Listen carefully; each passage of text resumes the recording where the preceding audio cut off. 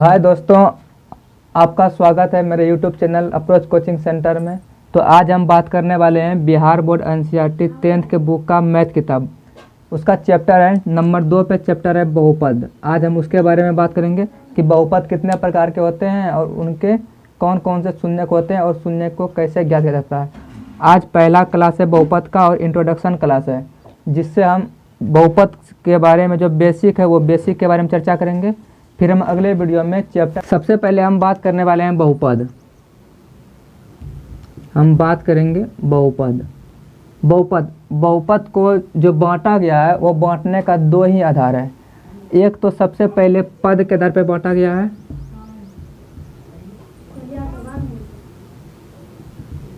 और एक बांटा गया है घात के आधार पर।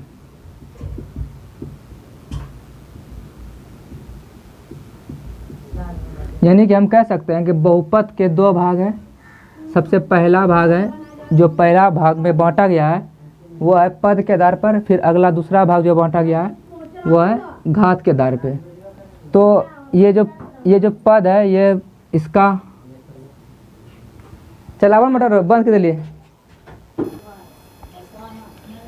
तो दोस्तों हम देखेंगे कि बहुपद को जो बांटा गया है उसके दो आधार है बांटने के। सबसे पहले पद के आधार पर बांटा गया और उसके बाद घात के आधार पर बांटा गया। तो हम पहले पद के आधार पर चर्चा करेंगे कि पद के आधार पर कितने वर्गों में बांटा गया है। पद के आधार पर बहुपद को 3 वर्गों में बांटा गया है। सबसे नंबर 1 हम देखेंगे कि एक पदी, यानी कि हम कह सकते हैं कि वैसा बहुपद जिसमें एक पद हो। इसका हम एग्जाम्पल जैसे देख सकते हैं। एग्जाम्पल ये हो गया मेरा, यानी कि एक पदी का अर्थ होता है जिसमें सिर्फ और सिर्फ एक ही पद हो, इसके अलावा कोई और पद नहीं हो। जैसे कि 4 हो गया, 6x हो गया, 5 हो गया, स्क्वायर हो गया। यानी कि इस तरह के जो सिर्फ अकेले आते हैं वो पद एक पद कहलाते हैं। फिर अगला नंबर 2 आता है द्विपदी बहुपद। द्विपदी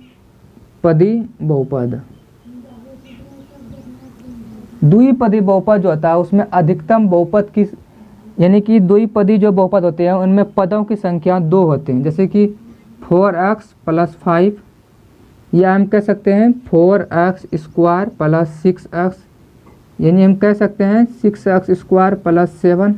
यानी इस तरह के जो दो पद वाले बहुपद होते हैं उन्हें हम द्विपदी बहुपद कहते हैं।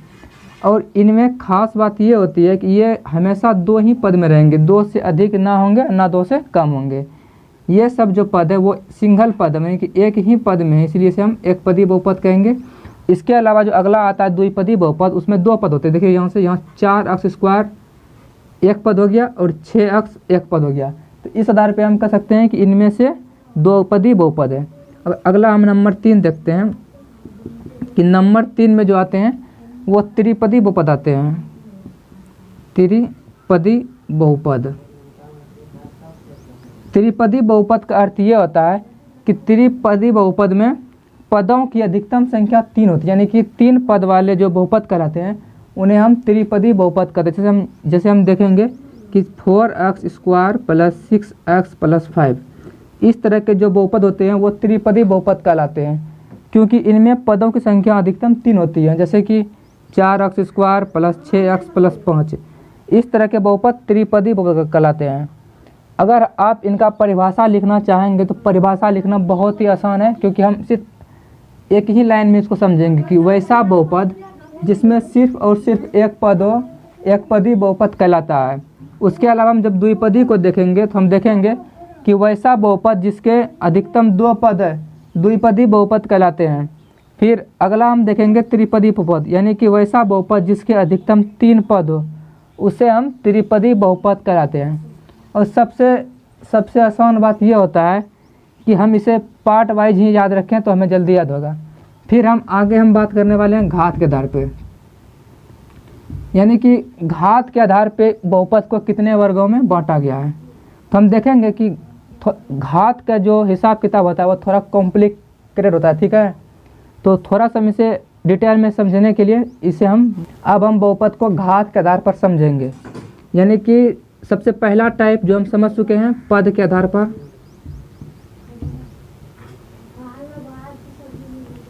ये तो हम मेरा क्लियर हो गया है। अब हम दूसरा समझेंगे घात के आधार पर। ये मेरा क्लियर हो गया। अब इसके बारे में हम दूसरा समझेंगे घात के आधार पर। ये क्लास रोज बार रोज चलेगा आपके निश्चित टाइम पे, जब आप कमेंट में बता सकते हैं आपको कब इस क्लास चाहिए। और अगर आप मेरे साथ 10th का पूरा सिलेबस कंप्लीट करते हैं तो आपको 100 में 100 मार्क्स आने से कोई नहीं रोक सकता है। यानी कि आप अगले एग्ज़ाम जो देंगे अगले साल, आपका उसमें 100 में 100 नंबर आएगा, क्योंकि बिहार बोर्ड का एक भी क्वेश्चन मेरे सिलेबस से बाहर नहीं जाएगा। तो आप लोग अपने पास एक कॉपी और पेन हमेशा साथ रखें और नोट्स बनाएं। नोट्स बहुत ज़रूरी है। नोट्स आपको रिवाइजिंग करने में बहुत ही मदद देगा, ठीक है ना। तो जितना भी हम बताएं उसको आप कॉपी में नोट कर लीजिए और उसको चैप्टर वाइज याद रखिए। और कोई भी डाउट रहे कहीं पर भी आप कमेंट में बता सकते हैं, उनका मैं सॉल्यूशन अलग से वीडियो में करके दिखाऊंगा। बहुपद को समझने के लिए आपको सबसे पहले घात को समझना बहुत ज़रूरी है, जिसके लिए घात को हम इंग्लिश में पावर कहते हैं, ठीक है। और एक बात याद रखिए, घात जो भी हम देखते हैं ना, सबसे पहले ध्यान दिए चर और अचर, यहाँ पे इसका ज़रूरत ज़रूर होगा।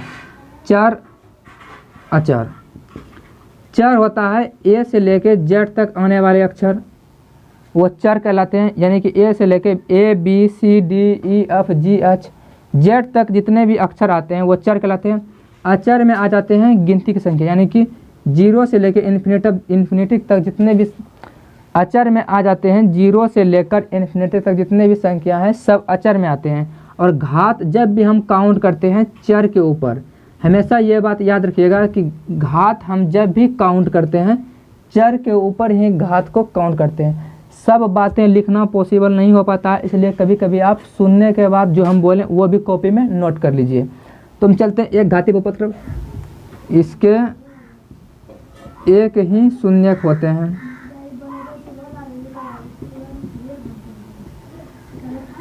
सबसे पहले अधिकतम घात 1 होता है, इसके एक ही शून्यक होते हैं। और अगला नंबर ये होता है कि इसका एग्जाम्पल हम देखेंगे कि ये किस तरह के बहुपद, वैसे बहुपद जिसके घात 1 हो, एक घाती बहुपद कहलाते हैं। तो हम 4x + 5, हम जब भी घात काउंट करेंगे अचर पे नहीं करेंगे, अचर पे हम काउंट नहीं करेंगे, तो किस पे हम काउंट करेंगे, चर पे। तो यहाँ पे हमको 4x दिख रहा है, तो चर पे पावर कितना है बताइए। अगर कुछ नहीं होता है तो वहाँ पावर 1 छुपा रहता है, इसीलिए ये एक घाती बहुपद हो गया। फिर अगला हम देखेंगे एग्जाम्पल 6x + 0, 0 दे देना, 6x + 9। इस तरह के क्वेश्चन एग्जाम में पूछा जाता है, जैसे कि 2x² + 6। इसका आपको कन्फ्यूजन ये होगा कि इसको हम द्विघाती कहें या एक घाती कहें। तो हमेशा याद रखिएगा कि हमको अचर को नहीं देखना है, सिर्फ चर देखेंगे। चर अकेला है, इसके ऊपर 1 पावर है, इसलिए ये एक घाती बहुपद हो गया। कभी कभी आपको एग्जामिनर देगा कि x + 6y², तो इस तरह हम देखेंगे। आपको कभी कभी एग्जामिनर देगा x + 2y²। कभी कभी क्वेश्चन एग्जाम बिहार बोर्ड में पूछ देता है कि x + 2, बताइए कौन से घाती बहुपद है। तो आपको ध्यान में रख के देखना होगा कि यहाँ पे चर पे पावर 1 है, इसलिए ये एक घाती बहुपद हुआ। तो चलिए हम इसे आप कॉपी में स्क्रीनशॉट, या तो आप स्क्रीनशॉट ले सकते हैं या तो इसे आप कॉपी में नोट कर सकते हैं। अब हम देखने वाले हैं, अभी तुरंत हमने पिछला टॉपिक ख़त्म किया था जिसका हमने बोल रहे थे एक घाती बहुपद, ठीक है, और एक घाती बहुपद। अब हम अगला बात करेंगे नंबर 2 पे, द्विघाती बहुपद। द्विघाती बहुपद, द्विघाती बहुपद में हम सबसे पहले यह बात जानेंगे कि अधिकतम घात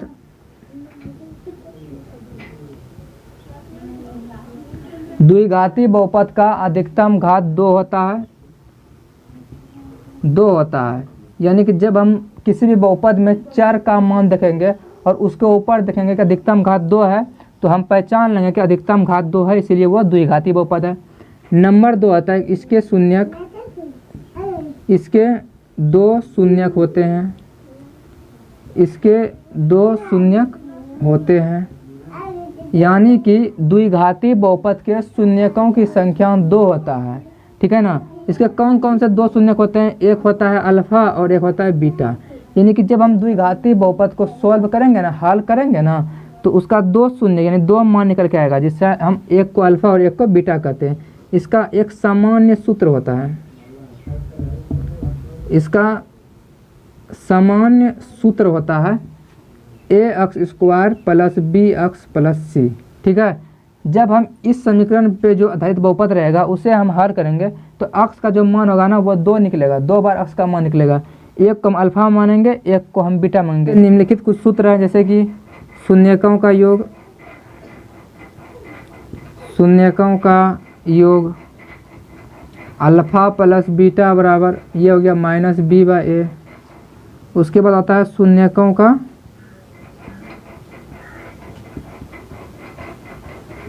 गुणनफल अल्फा इंटू बीटा बराबर c/a।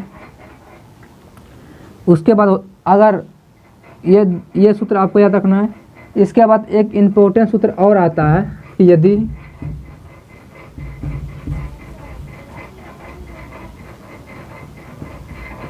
यदि शून्यक दिया रहे तो द्विघात बहुपद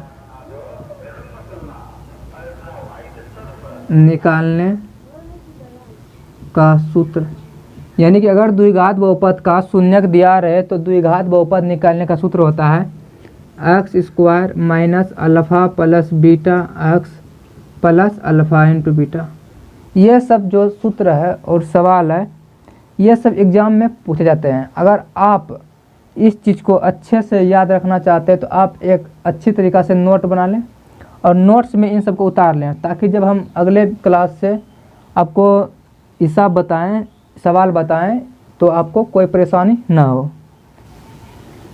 तो दोस्तों आज हम बहुपद करने वाले हैं बहुपद के त्रिघाती बहुपद के बारे में। इसके अधिकतम शून्यकों की संख्या 3 होती है। इसका सामान्य सूत्र ax³ bx² plus cx plus d होता है।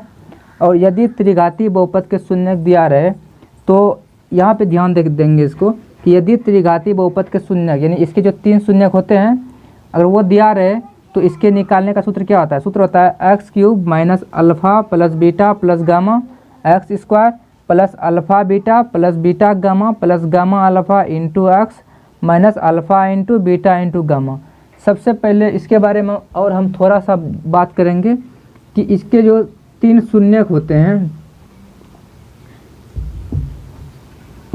हम बात करेंगे कि इनके जो 3 शून्यक होते हैं वो होते हैं अल्फ़ा होते हैं, बीटा होते हैं और गामा होते हैं। इनसे संबंधित 3 सूत्र और है वो हम याद रखेंगे, ताकि इनसे जो त्रिघाती बहुपद से जो अगला सवाल बनेगा उसमें कोई दिक्कत ना हो। सबसे पहले हम बात करेंगे शून्यकों का योग, शून्यकों का योग यानी कि alpha plus beta plus gamma, जिसका सूत्र होता है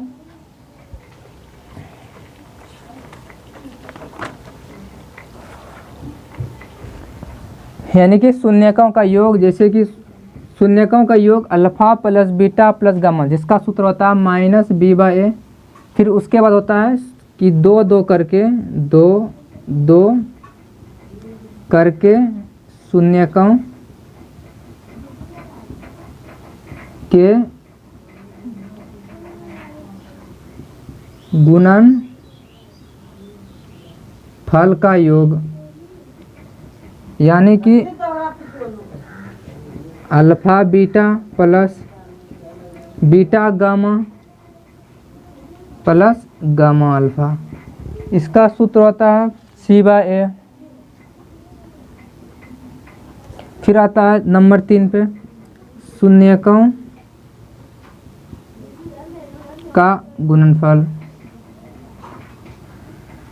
यानी कि alpha into beta into gamma. शून्यकों का गुणनफल alpha into beta into gamma, जिसका सूत्र होता है d/a। यानी कि त्रिघाती बहुपद के कुछ मेन पॉइंट हैं जिसको आपको याद रखना चाहिए। सबसे पहले इसके अधिकतम शून्यकों की संख्या 3 होती है, अल्फ़ा बीटा गामा। शून्यकों का योग होता है alpha plus beta plus gamma यानी कि -b/a। 2 करके शून्यकों के गुणनफल का योग होता है alpha beta plus beta gamma plus gamma alpha बराबर c/a। शून्यकों का योग, शून्यकों का गुणनफल alpha into beta into gamma. हमेशा याद रखिएगा कि ये जो हम हिंदी में यहाँ से यहाँ तक बोल रहे हैं, इसी चीज़ को हम इंग्लिश में शॉर्ट में यहाँ से यहाँ तक बोलेंगे, यानी कि गुणनफल कहेंगे या तो आप हिंदी में बोलिए या तो इसमें बोलिए, या तो पूरा हिंदी बोलिए या तो छोटा सा ये बोलिए। तो इसी तरह हम आगे का भी और ध्यान रखेंगे। त्रिघाती बहुपद यहाँ समाप्त होता है। अगर आपको मेरा इस वीडियो पसंद आया तो लाइक करें, चैनल करें और अपने दोस्तों को शेयर करें ताकि उन्हें भी बहुपद अच्छी तरह से समझ में आ जाए।